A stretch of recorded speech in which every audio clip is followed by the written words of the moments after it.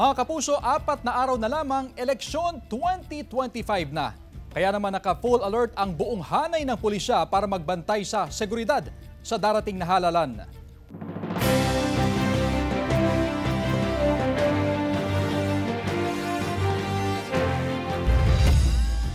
Sa Lunes, May 12, gaganapin ang national midterm elections at libo-libong mga pulis ang nakadeploy sa iba't ibang lugar sa Hilaga at Gitnang Luzon.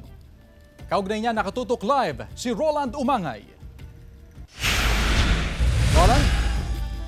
Chris, handang-handa na ang buong pwersa ng kapulisan sa North at Central Luzon para sa eleksyon sa May 12. Ang Parish Pastoral Council for Responsible Voting handang-handa na rin, kasama ang hindi bababa sa 6,000 volunteers na magbabantay sa mga polling precinct.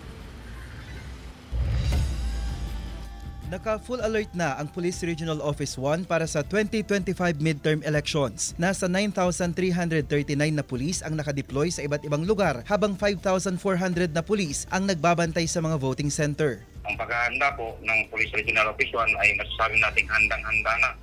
Kasi nakakasa na lahat itong ating mga deployment ng ating personnel. Patuloy ang monitoring ng Pro-1 sa mga nakadeploy na pulis sa iba't ibang bahagi ng rehiyon. Kami naman po sa Police Regional Office 1 ay 24/7 na magbibigay sa inyo ng serbisyo.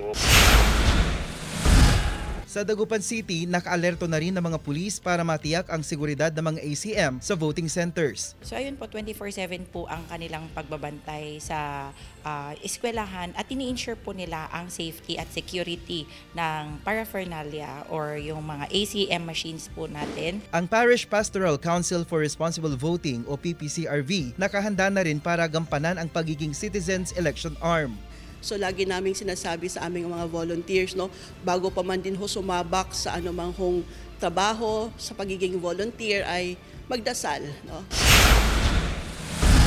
Samantala, mahigit 12,000 pulis ang nakadeploy sa Gitnang Luzon para sa darating na eleksyon. Ayon sa Police Regional Office 3, mahigpit ang kanilang koordinasyon sa COMELEC, AFP at iba pang ahensya para matiyak ang maayos at mabilis na pagtugon sa anumang insidente sa May 12 elections.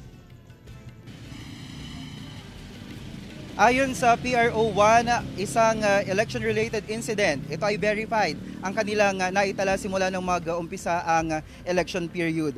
Magtatayo naman sila ng mga assistance center o yung mga action desk para mas madaling mai-report ang mga anumang insidente na may kinalaman sa eleksyon.